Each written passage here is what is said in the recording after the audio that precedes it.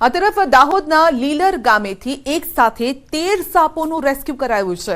All animal rescue group દ્વારા ગરબાડા દ્વારા સરીસૃપોનું rescue કરવામાં આવ્યું છે. 10 સાપના નાના બચ્ચા અને 2 મોટા સાપનું રેસ્ક્યુ કરવામાં આવ્યું છે. ઘરના બહાર પડેલી ઈંટોની અંદર સાપ જોવાતા રેસ્ક્યુ ટીમનો સંપર્ક કરાયો. બિનઝેરી સાપનું રેસ્ક્યુ કરવામાં આવ્યું છે અને સાપના બચ્ચા અને ધામણ સાપનું રેસ્ક્યુ કરાયું છે. તેમને જંગલ વિસ્તારમાં છોડી દેવામાં આવ્યા છે.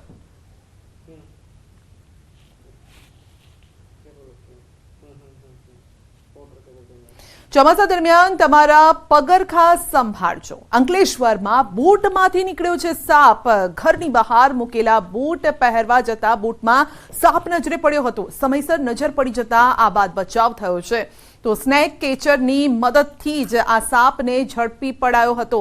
પરંતુ ગ્રામ્ય વિસ્તારોમાં ખાસ સાવચેતી રાખવી જરૂરી છે.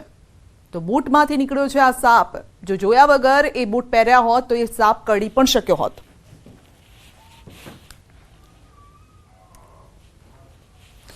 તો રાજ્યના કેટલાક વિસ્તારોમાં સાપ નીકળવાની ઘટના બની રહી છે. આગાહીકાર રમણીક વામજાએ કરી હતી આગાહી. ચોમાસામાં સાપનો ઉપદ્રવ વધવાની આગાહી કરી હતી. ભાદરવા મહિનામાં તીડનો ઉપદ્રવ વધશે તેવું પણ કહ્યું હતું અને નવરાત્રીમાં પાછોતરો વરસાદ થશે તે પ્રકારની આગાહી કરી હતી. તો આ 3 આગાહીમાંથી પહેલી આગાહી સાચી ઠરી રહી છે. ન્યૂઝ 18 ગુજરાતી અહેવાલ પ્રસારિત કર્યો હતો અને જેમાં રમણીક વામજાએ કહ્યું હતું કે આ સમય એવો છે જ્યારે સાપ વીંછી જેવા જે ઝેરી જંતુઓ હોય છે, જીવજંતુઓ હોય છે તે નીકળવાની ઘટનાઓ બનશે અને એ જ આપને દેખાઈ પણ રહ્યું છે. નક્ષત્ર છે અને વાન છે ગધેડો. 8 થી 8-7માં ગુજરાતની અંદર સૌરાષ્ટ્રની અંદર ગાજવી સાથે વરસાદ થશે. આ નક્ષત્ર દિવસે હોવાથી સાપ વીંછી કરવાનો બનાવ વધારે બનશે અને ભાદરવા મહિનામાં પણ તીડપંખી આવશે. તો રમણીક વામજાની આગાહી સાચી ઠરી છે અને ન્યૂઝ 18 ગુજરાતી આ અહેવાલ પ્રસારિત કર્યો હતો અને જેમાં રમણીક વામજાએ કહ્યું હતું કે સાપ વીંછી જેવા જે સરીસૃપો પણ હોય છે તે પણ બહાર નીકળવાની ઘટનાઓ બનશે અને આવી 2 થી 3 ઘટનાઓ અમે આજે જ આપને બતાવી રહ્યા છે.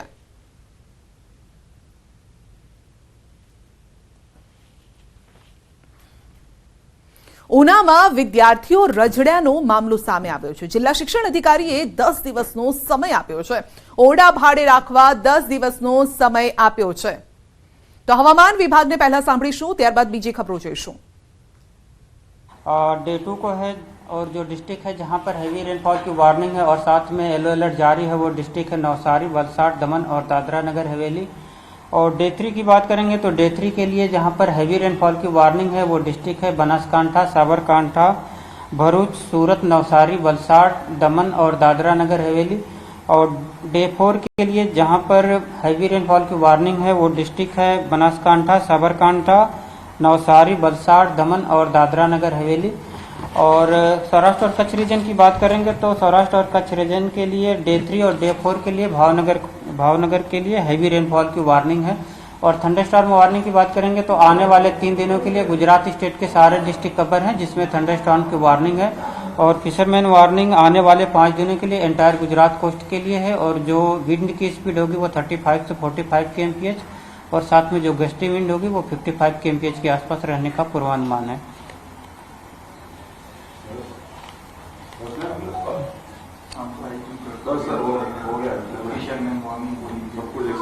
हाँ सर, देख सकते हैं.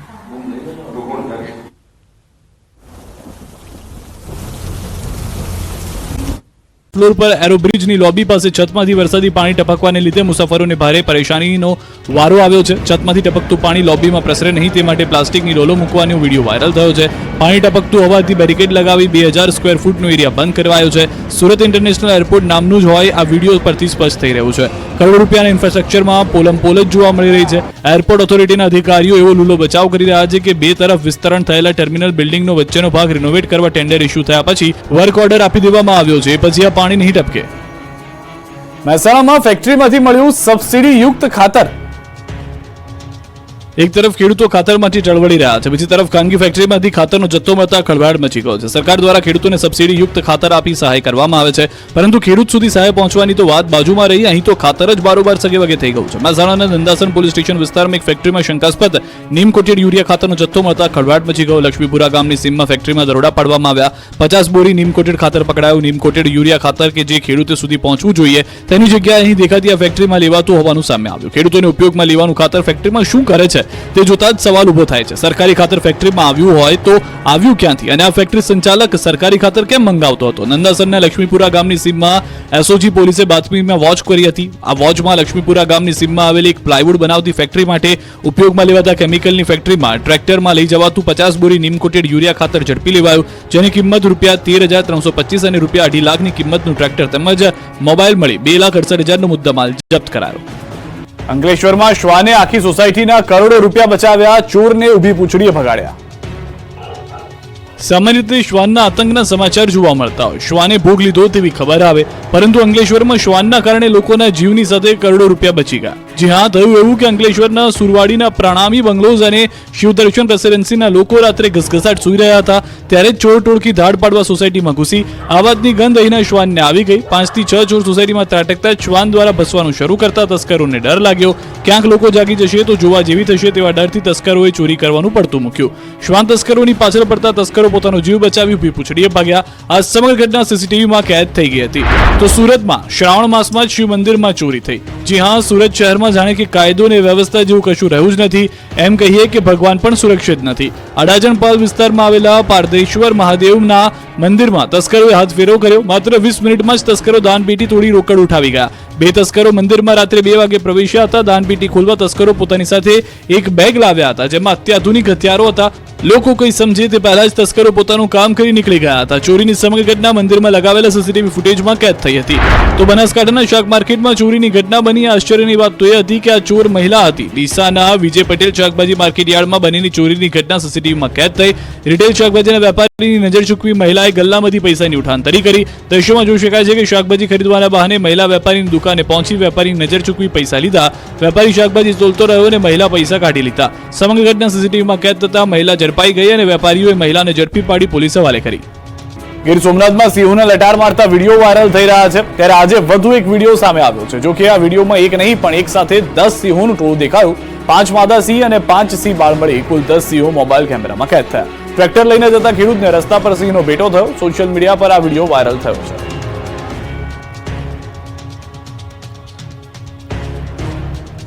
આ તરફ રાજ્યના માર્ગો પર પશુઓનો અડિંગો હજી પણ કાયમ છે. ચોમાસું શરૂ થતા રાજ્યભરના રોડ પર પશુઓ અડિંગો જમાવવાનું શરૂ કરી દીધું છે ત્યારે સાણંદના હાલ પણ બેહાલ થયા છે. સાણંદના રોડ પર પશુઓનો આતંક શરૂ થઈ ગયો છે. પશુપાલકોને જાણે કોઈ કાયદાનો ડર જ ન હોય તે રીતે લોકોના જીવને જોખમમાં મૂકવા માટે પોતાના પશુઓને છોડી મૂકે છે. સાણંદના રોડ પર પસાર થાવ એટલે તમારું સ્વાગત પશુઓ કરે. રસ્તા પર ઢેર ઢેર રખડતા પશુઓ અડિંગો જમાવી રાખ્યો છે. રોડના ત્રાસથી વાહન ચાલકો હેરાન પરેશાન છે. માત્ર દિવસે જ નહીં રાત્રે પણ રસ્તાને રખડતા ઢોર બાનમાં લઈ લે છે. પશુને કારણે લોકોને અકસ્માત થવાની ભીતિ સર્જાઈ રહી છે. સ્થાનિક વહીવટીતંત્ર ઘોર નિંદ્રામાં હોય એવું લાગી રહ્યું છે. આ બાજુ આણંદ અને આજુબાજુના નગર વિદ્યાનગર કરમસદ રસ્તે રખડતા પશુઓની સમસ્યાને કારણે સ્થાનિકો પરેશાન છે. પશુ રસ્તા વચ્ચોવચ્ચ બેસી જતા વાહન ચાલકોને વાહન ક્યાં ચલાવવું તે માટે રોડ શોધવા પડે છે.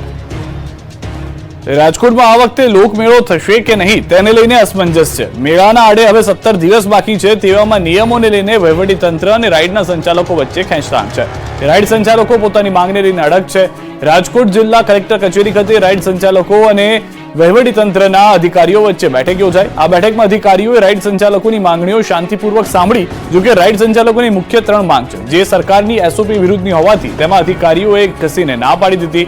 સોલ્ટ રિપોર્ટ, ફાઉન્ડેશન અને એનડીટી રિપોર્ટ કે જે સરકારની એસઓપીમાં છે ત્યારે રાઇડ સંચાલકોનું કહેવું છે કે માત્ર રાજકોટમાં જ નહીં પરંતુ ગુજરાતભરમાં જ્યાં પણ મેળા યોજાય છે ત્યાં નિયમ સ્વીકારી શકાય તેમ નથી. તેથી રાઇડ સંચાલકોએ કહ્યું કે અમે આ મામલે મુખ્યમંત્રી અને ગૃહમંત્રીને વિનંતી કરીએ છીએ કે આ નિયમમાં ફેરફાર કરવામાં આવે. હજારો લોકોની રોજીરોટી મેળાથી જોડાયેલી છે.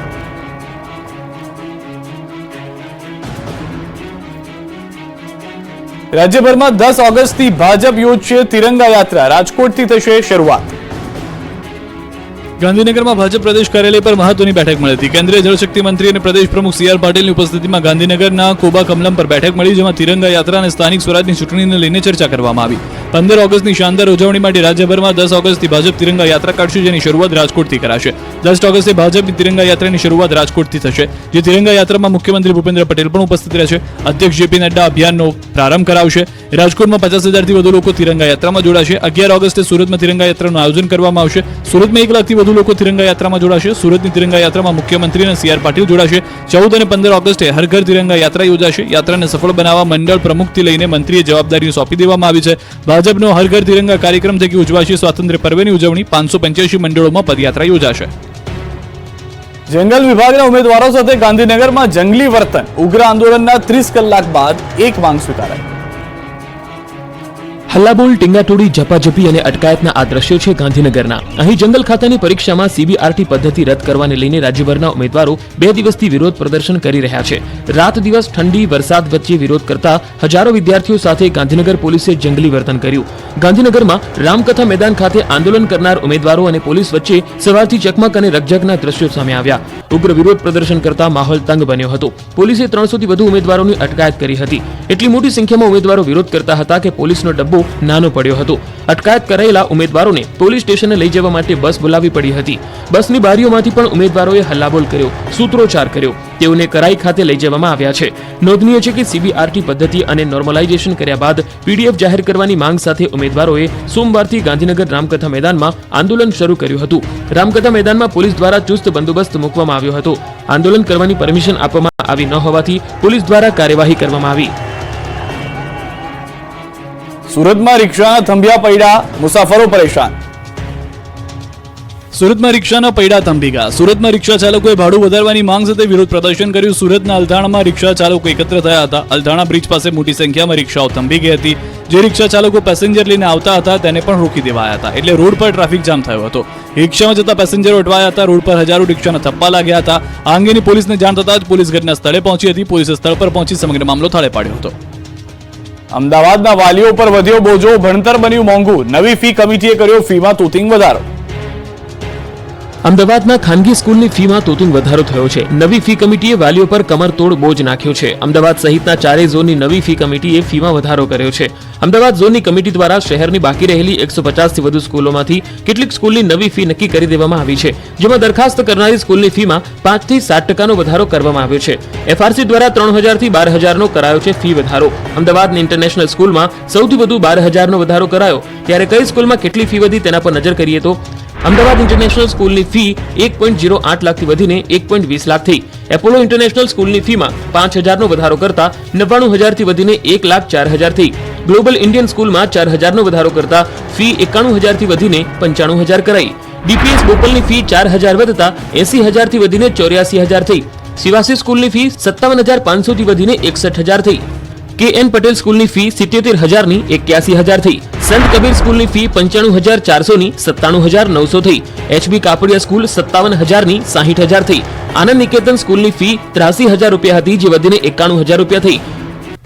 SH ખારાવા સ્કૂલની ફી 32000 રૂપિયા હતી, જે 35000 રૂપિયા થઈ. નવા શૈક્ષણિક વર્ષથી ફી વધારો લેવાનો શરૂ કરી દેવામાં આવ્યો છે. ભક્તોને શિવભક્તિ કરવી મોંઘી પડશે, ફૂલોના ભાવમાં ભડકો. પવિત્ર શ્રાવણમાં શરૂ થતા જ શિવ ભક્તોને ભક્તિ મોંઘી પડવાની છે, કેમ કે શ્રાવણમાં શરૂ થતા જ ફૂલોના ભાવ જોરદાર ફૂલ્યા છે. શ્રાવણ મહિનાની શરૂઆતમાં જ ફૂલોના ભાવ આસમાને પહોંચ્યા છે. સામાન્ય દિવસોમાં જે ફૂલનો ભાવ 40 થી 50 રૂપિયા પ્રતિ કિલો મળી રહ્યા હતા, તેના ભાવ હાલમાં 300 થી 400 રૂપિયા પ્રતિ કિલો છે. તેથી ભક્તોને આ વર્ષે શિવજીની આરાધના માટે ફૂલોમાં કાપ મૂકવો પડે તેવી શક્યતા છે. અમદાવાદના જમાલપુર ખાતે આવેલા સૌથી મોટા હોલસેલ ફૂલ બજારમાં ફૂલના ભાવમાં ઉછાળો જોવા મળી રહ્યો છે. 40 થી 50 કે 100 રૂપિયા કિલો મળતા ગુલાબના ફૂલ હાલ 300 થી 400 રૂપિયા પ્રતિ કિલોના ભાવે મળી રહ્યા છે. આ ઉપરાંત ગલગોટા જે 30 થી 40 રૂપિયા કિલોના ભાવે વેચાતા હતા, તે અત્યારે 100 થી 120 રૂપિયાના કિલોના ભાવે વેચાય છે. તેમજ કેસરી ગલગોટાનો ભાવ 40 થી 50 રૂપિયા પ્રતિ કિલો હતો, તે હાલમાં 150 થી 200 રૂપિયા પહોંચ્યો છે. તો બીજી તરફ સુશોભનમાં અને પૂજાહારમાં વપરાતા કુલ 80 થી 100 રૂપિયા પ્રતિ કિલો મળતા હતા, તે હાલ 250 થી 300 રૂપિયા પ્રતિ કિલો મળી રહ્યા છે. ત્યારે લીલીના ફૂલ 500 રૂપિયા કિલો મળી રહ્યા છે. કમળના ફૂલના ભાવમાં પણ વધારો જોવા મળી રહ્યો છે. 10 રૂપિયામાં 2 કે 3 કમળના ફૂલ મળતા હતા, તે હાલ 10 થી 15 રૂપિયામાં એક ફૂલ મળી રહ્યું છે. બીલીપત્રની 50 રૂપિયાની એક જોડી મળી રહી છે. વેપારીઓના મતે એક તરફ વરસાદને કારણે ફૂલની આવક થોડી ઘટી છે, પરંતુ તેની સામે માંગ વધી છે, જેના કારણે ફૂલ મોંઘા થયા છે. નાસિક, નારેશ્વર, ધોળકાથી ગુલાબ આવી રહ્યા છે. જો કે આગામી દિવસોમાં પણ તેજી યથાવત રહેશે તેવું વેપારી જણાવી રહ્યા છે. રાજકોટ મનપાના પૂર્વ ચીફ સિટી એન્જિનિયર અલ્પના મિત્રાના ઘરે વિજિલન્સના દરોડા, મળ્યા દસ્તાવેજ. 20 લાખની લાંચ કેસનો આંક 1.5 કરોડે પહોંચ્યો છે. રાજકોટ મનપામાં ભ્રષ્ટાચાર અધિકારીઓની લાંબી યાદી થતી જાય છે. મ્યુનિસિપલ કમિશનરના આદેશ બાદ પૂર્વ chief city engineer alpana Mitra સામે તપાસ શરૂ કરાઈ છે. અલ્પના મિત્રા સામે વિજિલન્સ તપાસમાં ઘરમાંથી દસ્તાવેજો મળી આવ્યા છે. ડ્રેનેજ શાખા, વોટરવર્ક શાખાની જુદી જુદી 40 ફાઇલો તેમના ઘરેથી મળી આવી છે. સાથે જ મેજરમેન્ટ બુક, બિલ સહિતના દસ્તાવેજી પુરાવા પણ મળ્યા. અલ્પના મિત્રાએ ત્યાં કોણ કોણ ફાઇલ લઈને ગયું હતું તે પણ સ્પષ્ટ થઈ ચૂક્યું છે. જોકે અલ્પના મિત્રા દસ્તાવેજની વાતથી અજાણ હોવાને ડોળ કરતા દેખાયા. રાજીનામું મંજૂર થયા બાદ પણ કોઈ પણ અધિકારી કે કર્મચારી ફાઇલોમાં સહી તેમજ અન્ય કોઈ પણ બાબતે નિર્ણય ન લઈ શકે. ત્યારે આ મામલે